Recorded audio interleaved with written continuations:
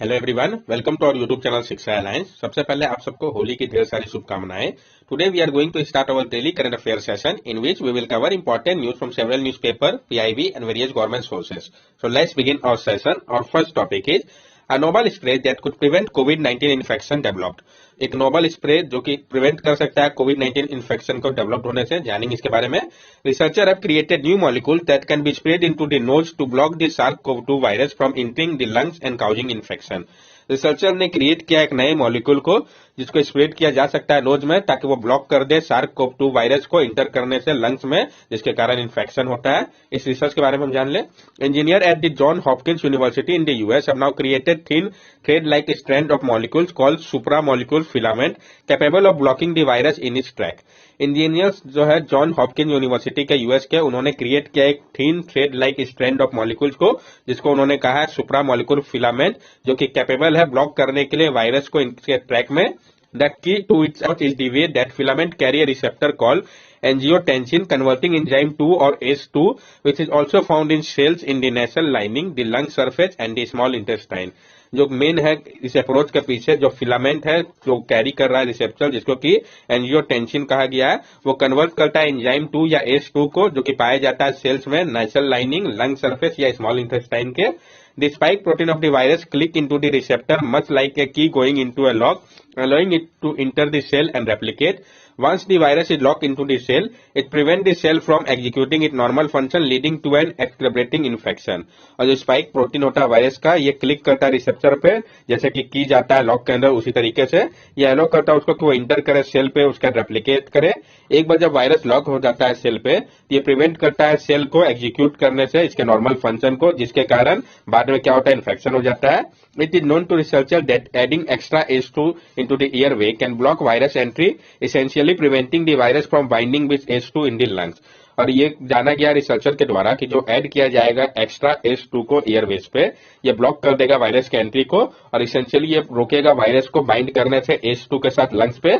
The team's newly developed filament called Phase 2 serve as a decoy binding site for the virus, with each filament offering several receptors for the COVID-19 spike protein to attach to and silence ACE2 biological function to avoid potential side effect। वो जो team का newly developed filament है, जिसको कहा गया है phase 2, वो काम करेगा एक डिकॉय बाइंडिंग साइट के तौर पर वायरस के लिए, जहां पे हर एक फिलामेंट ऑफर करेगा बहुत सारे रिसेप्टर को कोविड-19 स्पाइक प्रोटीन के लिए, जो कि उससे अटैच होंगे, और साइलेंस कर देंगे ACE2 के बायोलॉजिकल फंक्शन को, ताकि रोका जा सके पोटेंशियल साइड इफेक्ट को। ये आप देख सकते हैं यहाँ पे, ये आपका स्पाइक प्रोटीन है, ये मेम्ब्रेन ग्लाइकोप्रोटीन है, एनवेलप प्रोटीन है। उसके बाद आप ये अंदर RNA और न्यूक्लियोप्लास्टिड प्रोटीन को देख सकते हैं।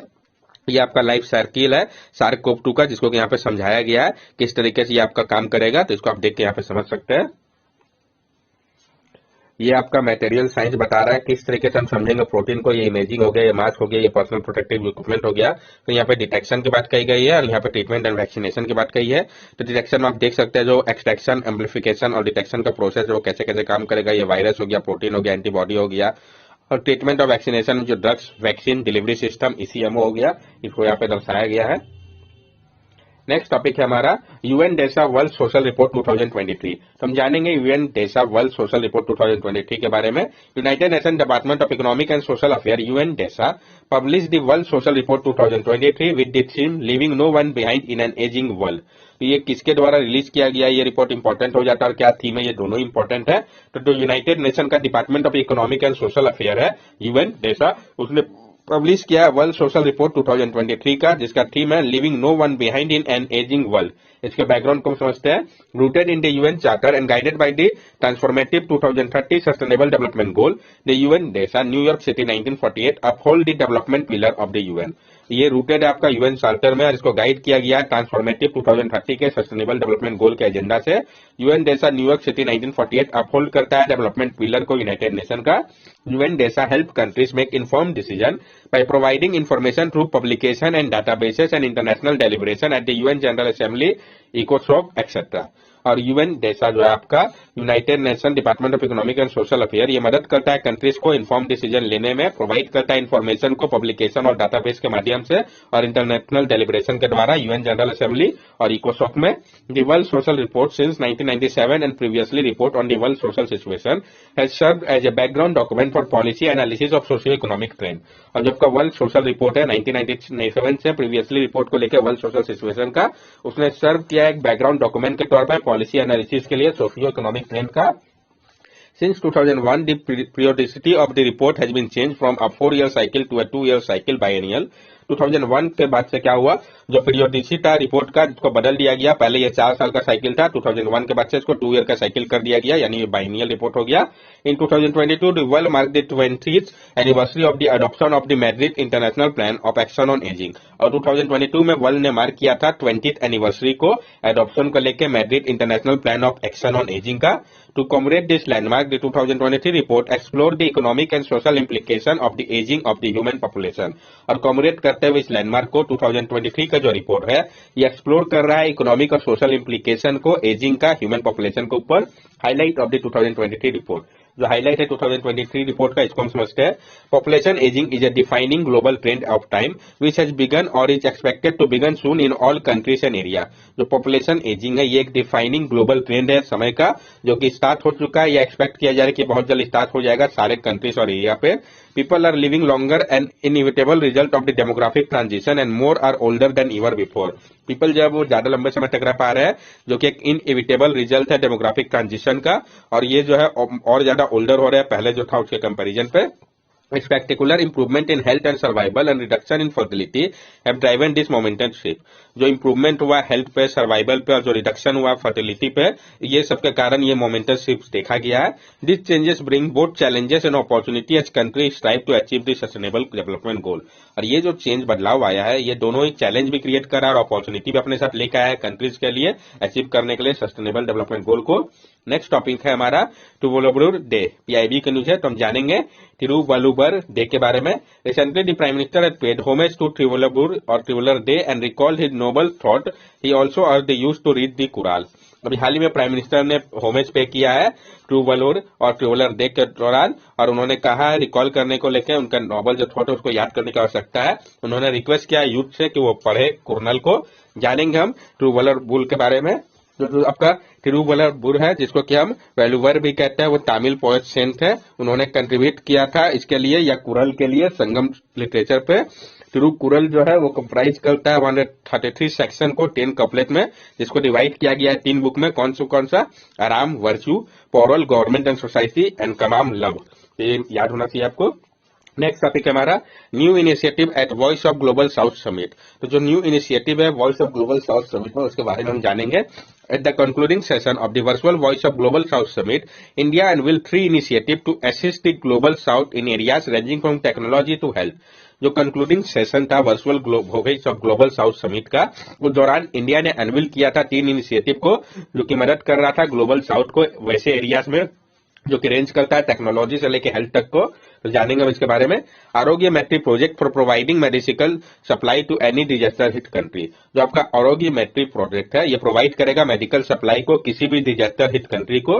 Global South scholarship for student from developing country to pursue higher education in India. जो आपका ग्लोबल साउथ स्कॉलरशिप प्रोग्राम है स्टूडेंट के लिए, ये डेवलपिंग कंट्री को ऑफर देगा कि वो परस्यू करे हायर एजुकेशन को भारत में। Global south young diplomat forum to connect officer of foreign minister with other country. जो global south young diplomat forum है ये मदद करेगा कनेक्ट करने में ऑफिसर को फॉरेन मिनिस्टर का दूसरे कंट्री के साथ। Global south centre of excellence for research and development. जो ग्लोबल साउथ सेंटर होगा एक्सीलेंस का रिसर्च और डेवलपमेंट के लिए। Global south science and technology for space and nuclear energy initiative sharing. और जो global south science and technology होगा space या न्यूक्लियर एनर्जी इनिशिएटिव शेयरिंग के लिए। What is global south? ये ग्लोबल साउथ है क्या? The concept of global north and global south is used to describe a grouping of countries along socio-economic and political characteristics. The global south is a term often used to identify region within Latin America, Asia, Africa and Oceania। जो concept है global north और global south का, इसका उपयोग किया जाता है describe करने के लिए जो ग्रुपिंग है कंट्री का अलोंग सोशियो इकोनॉमिक और पॉलिटिकल कैरेक्टरिस्टिक पे। ग्लोबल साउथ एक टर्म है जिसका उपयोग किया जाता है आइडेंटिफाई करने के लिए रीजन को, जो कि आपका लैटिन अमेरिका, एशिया, अफ्रीका या ओशियाना में पड़ते हैं। ग्लोबल साउथ कंसिस्ट करते हैं पुअरेस्ट और लीस्ट इंडस्ट्रियलाइज्ड कंट्री को, जो कि मेनली साउथर्न पार्ट में है वर्ल्ड के। इस समिट के बारे में हम जान लें। इंडिया जो होस्ट कर रहा है समिट को प्रेसिडेंट के तौर पर G20 का, उन्होंने एक बीट के दौरान आर्टिकुलेट किया है जो व्यू है डेवलपिंग कंट्रीज को लेके, जो इफेक्ट है पेंडेमिक का और वॉर को लेके यूक्रेन का। मकसद क्या है इसका? For bringing together countries of the Global South and sharing their perspective and priorities on a common platform across a whole range of issue, कि लाया जाए एक साथ कंट्री को ग्लोबल साउथ के लिए और शेयर किया जाए जो पर्सपेक्टिव और प्रायोरिटीज है कॉमन प्लेटफॉर्म को लेके सारे इश्यू को ध्यान में रखते हुए। थीम क्या है? Unity of voice, unity of purpose. तो थीम आपको पता होना चाहिए इसका, unity of voice, unity of purpose. India is offering to become the voice of the Global South for the agenda of response, recognise, respect and reform. और India जो है वो ऑफर कर रहा है कि वो voice of the Global South बन सकता है अपना जो उसका एजेंडा है रिस्पॉन्स, रिकॉग्नाइज, रेस्पेक्ट और रिफॉर्म के माध्यम से। वॉइस ऑफ ग्लोबल साउथ जो है ये ऑनगोइंग क्राइसिस को ध्यान में रख रहा है। प्राइम मिनिस्टर मोदी के अनुसार जो वर्ल्ड है उनको सामना करना पड़ रहा है लाइटिंग क्राइसिस का, और कोई क्लैरिटी नहीं है, कोई स्टेट ऑफ इनस्टेबिलिटी के बारे में नहीं क्लियर है कि वो कब तक चलेगा। नेक्स्ट टॉपिक है हमारा वाटरवेज नेटवर्क। हम जानेंगे वाटरवेज नेटवर्क के बारे में। India eyes ₹35,000 crore investment by 2047 to create waterways network. India का ध्यान है 35,000 करोड़ के इन्वेस्टमेंट के ऊपर 2047 तक, ताकि क्रिएट किया जा सके वाटरवेज नेटवर्क को। वाटरवेज जो है वो इंक्लूड करता है लिनियर वाटर फीचर्स को, जैसे कि रिवर, कैनाल, स्ट्रीम को, साथ साथ वाटर एरिया जो कि आपका लेक, रिजर्वॉयर और डॉक हो गया।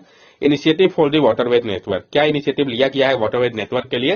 तो 111 waterways have been declared as national waterways under the National Waterways Act 2016. Of these, 13 are currently operational. 111 waterways को डिक्लेयर किया गया है नेशनल वाटरवेज के तौर पे नेशनल वाटरवेज एक्ट 2016 के माध्यम से, जिसमें से 13 वाटरवेज जो है वो अभी करेंटली ऑपरेशनल है। Cargo data portal for tracking all cargo and cruise movement on national waterway. तो आपका कार्डी या कार्गो डाटा पोर्टल है ट्रैक करने के लिए सारे कार्गो या क्रूज मूवमेंट को नेशनल वाटरवेज पे। पानी, पोर्टल फॉर एसेस and navigation information for information regarding waterways, जो आपका पोर्टल फॉर एसेस एंड नेविगेशन इंफॉर्मेशन है इंफॉर्मेशन को लेकर वाटरवेज का। इससे रिलेटेड जो अभी हाल में न्यूज आया था, तो एमवी गंगा विलास जो था वो पहला रिवर क्रूज आपका जो कि कनेक्ट कर रहा है उत्तर प्रदेश, बिहार, झारखंड, वेस्ट बंगाल और असम को। ये स्टार्ट किया अपने जर्नी को यूपी पे और कंक्लूड करेगा डिब्रूगढ़, असम पे। ये जो क्रूज है ये कवर करेगा डिस्टेंस को मोर देन 3200 किलोमीटर का national waterways 1, Ganga, Bhagirathi, Hooghly, Indo Bangladesh protocol root 1 and national waterway 2 Brahmaputra का पूरा इसका टोटल जर्नी होगा। नेक्स्ट टॉपिक है हमारा एशियन वाटरवर्क सेंसस 2023। तो जो एशियन वाटरवर्क सेंसस है 2023 का, इसके बारे में हम जानेंगे। Wetland international largest annual waterwork census name Asian वाटरवर्क census 2023 began on January 7, 2023 across Asia and Australia simultaneously and conclude recently. Wetland international का जो लार्जेस्ट एनुअल वाटरवर्क सेंसस था जिसका नाम क्या था? Asian वाटरवर्क census. ये अभी हाल ही में स्टार्ट हुआ था एशिया और ऑस्ट्रेलिया रीजन के लिए साइमल्टेनियसली। एशियन वाटरवर्क सेंसस, इसके बारे में हम जान ले, ये इंपॉर्टेंट है। एशियन वाटरवर्क सेंसस स्टार्ट हुआ था 1987 में। ये आपका पार्ट है इंटरनेशनल वाटरवर्क सेंसस का, जिसको कोऑर्डिनेट किया जाता है वेटलैंड इंटरनेशनल के द्वारा। In India Asian वाटरवर्क census is coordinated by Bombay natural history society founded in 1883 an NGO and wetland international. Bharat में जो एशियन वाटरवेज सेंसस है इसको कोऑर्डिनेट किया जाता है बॉम्बे नेचुरल हिस्ट्री सोसाइटी के द्वारा, जिसको फाउंड किया गया था 1883 पे एक एनजीओ के द्वारा और वेटलैंड इंटरनेशनल के द्वारा। इसका सिग्निफिकेंस क्या है? Asian Waterways Centers support the conservation of wetland and water birds worldwide. AWC data is used to promote national water bird and wetland conservation and for other initiatives. जो आपका Asian वाटरवर्क census है ये support करता है conservation को wetland और water birds का पूरे विश्व में।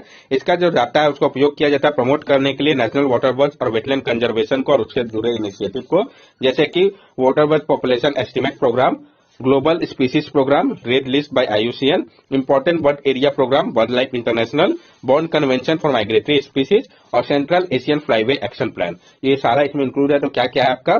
Water bird population estimate programme, global species programme, red list by IUCN, important bird area programme, bird life international, Bonn convention for migratory species और central Asian flyway action plan.